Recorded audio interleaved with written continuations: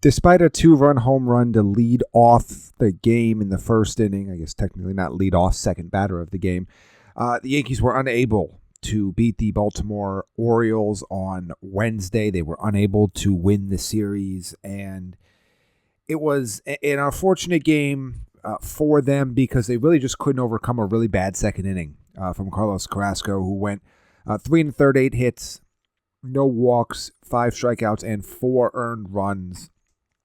All of them coming in the second inning, and then there was also a run allowed in the fifth too that ends up being the game-winning run as the Yankees kind of fight back a little bit. But Aaron Judge was phenomenal, as he always seems to be. 3 for 3. He got walked, batted in 3 of the 4 Yankees runs, with Paul Goldschmidt hitting the solo shot to be the other one. But the Yankees just, again, couldn't quite overcome the starting pitching issues here. You get out to a 2-0 lead, then you find yourself fairly quickly down 4-2, then 4-3, then 5-3, then 5-4, and that was the last scoring of the game as they kind of went out with a pretty much a whimper there in the 9th inning. They didn't really do much off of Felix Bautista, who gets his 5th save of the season and the 2nd save of this series. And the Yankees are going to head into their off day 18 and 13. They're still going to be atop the American League East, but this was one of those series where the Orioles were scuffling a bit. Their starting pitching had been a problem. This was one where you were really hoping to take 2 of 3 before heading back home, and they were not quite able to do that. And again, it's a case of what we've talked about on this podcast plenty, of the starting pitching is going to dictate what this team can do. And, giving up 5 runs in a game, 4 from the starters, is not the end of the world when you are the New York Yankees. You can tend to score that type of thing. You could fight back in those games as they have, and you can outscore opponents as they have, but it digs you into a hole. And, Cookie was not able to really parlay what was a pretty strong start against Toronto into this game 5 days later against Baltimore, and kind of keeping up with this oscillating run that he's been on. He struggled, really since the start of the season. Bad game, decent game, bad game, good game, bad game, good game, bad game. I mean, that's kind of what his 1, 2, 3, 4, 5, 6, 7 starts have looked like so far this year. This is going to be the 3rd start in his last 5 where he's given up 4 earned runs and pitched fewer than 5 innings. And he's only gone more than 5 innings exactly in 1 start, and that was against Arizona in the 2nd series, where he went 5 1/3 and allowed 3 runs. So, obviously, he had a strong spring training, and it was a fun story to see him make the rotation out of camp. I do believe he's probably the first guy that's going to get yeeted, for lack of a better term, whether it's Luis Heel or others get healthy. Might even be for Stroman whenever he comes back as well. Just because you saw a couple flashes. Again, he looked good against Kansas City. He looked good against Toronto in those 2 home starts. But otherwise, he really hasn't given you a lot to like. He's given up a ton of home runs. He's given up 7 home runs in his 7 starts so far this season, and 6 in his last 5 starts. So he's given up the long ball. He's not really eating innings for you in any appreciable manner. He's averaging fewer than 5 innings a start. He's only given you, he's given you a couple games here where 3 1/3 for this game. He gave you 2 innings against Milwaukee, 4 innings against Tampa, 4 1/3 against Detroit. So you're really not getting much of anything from him right now. His ERA is up at 5.9, his WHIP at 1.48.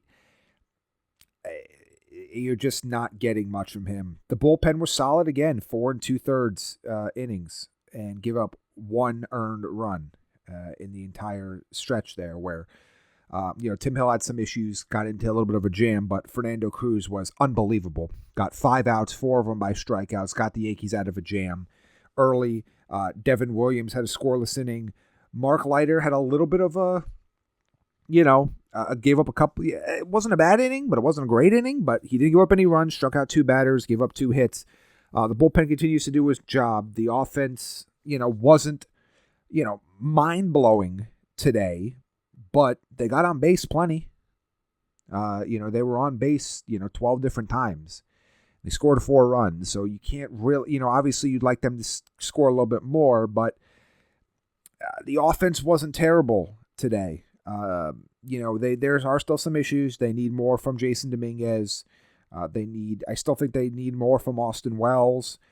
Anthony Volpe got another hit today. He's kind of getting there, but, it's really kind of the top of the lineup once again that's really doing all the damage. And really today in particular was Aaron Judge. Of their 12 times on base, Aaron Judge was on base 4 times. So, or was it 5? It was 4.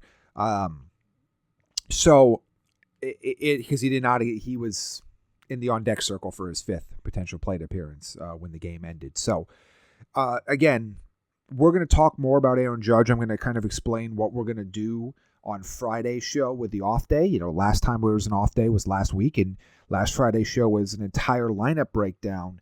I think I'm going to do an Aaron Judge only show for Friday and just kind of sit back and look at where he is after the first month of the season, the kind of numbers he's putting up, the paces that he's on, where he stands in the American League MVP race. And we know where he stands at the top, but just the gap, the chasm between him and everybody else, particularly when you look at the betting odds, is almost comical at this point. Well-deserved, but comical.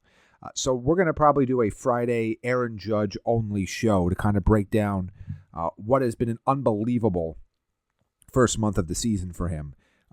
Doing things that are incredible even for Aaron Judge, who just seems to do the incredible on a daily, weekly, monthly, seasonal, and career-long basis. But the takeaways here from this game was, again, I don't want to sound like a broken record, and I feel like even saying that phrase, I feel like I've said that so many times on this show already, but we're seeing the pattern here. They need their starters to get them 5 or 6 innings, give up 3 runs or less, or else it's going to be an issue. And it's weird saying that for a team that is as good offensively as they are, but it's one of those scenarios where everything else on this team, I should say everything else, there are enough other elements. The bullpen and the top of the lineup are doing enough for the Yankees to win ball games consistently pretty much every single game.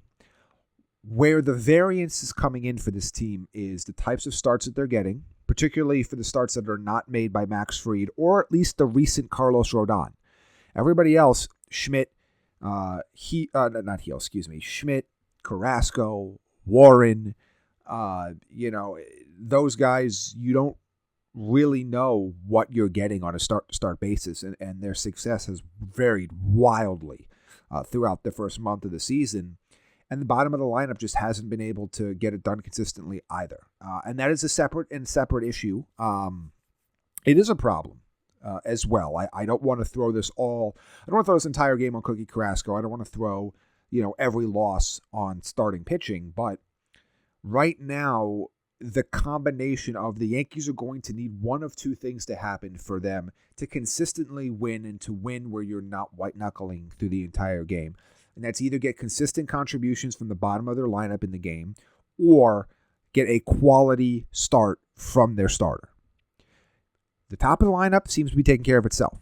The bullpen, taking care of itself. The other 2 elements, they need to hit one of those 2, because when they go 0 for 2 on the bottom of the lineup, playing well in that game, and they don't get a quality start out of their starter, you're seeing them lose those games more often than not. And I know that's not exactly like, you want your entire lineup to contribute, you want your starter to be good, but this is not a situation where the Yankees, as good as their offense has been, and in some games they look like a team full of Aaron Judges, this is not a team that is winning sustainably just for the top of their lineup and just on their elite bullpen. They need one of those other 2 elements to click as well, and they're going to win. If they don't, we're finding out these scenarios where they're losing these games by 1 or 2 runs, where they're clawing back late and the bullpen keeps them in the game, but they dug themselves a hole, and the top of the lineup alone can't dig them out of it. So we will continue to see if this theme plays out. They go back home after the off day on Friday. They have that 6-game homestand. It'll start with 3 games against the Tampa Bay Rays, a 7:05 Eastern start time on Friday, a 1:05 start time on Saturday, and a 1:35 start time on Sunday, before they parlay right into a 3-game home series with the Padres, all 7:05 p.m. Eastern start time. So Yankees have 6 games in a row here at home. Sandwiched as the middle meat of the bread in this case are both Thursday off days. They're off today. They're off next Thursday. But we're not going to be off here at the Bombers Beat podcast. We're going to talk about Aaron Judge, how he has started, the historic paces that he's on, and quite frankly, the fact that he is an unbelievably ridiculous odds-on favorite to be the AL MVP already this year. And oh, by the way, what his WAR numbers look like, not just compared to the rest of the league, but compared to other entire teams in Major League Baseball. It is astonishing what he was able to do in the month of April / those couple days in March. And we're going to break all of that down tomorrow here on the Bombers Beat podcast.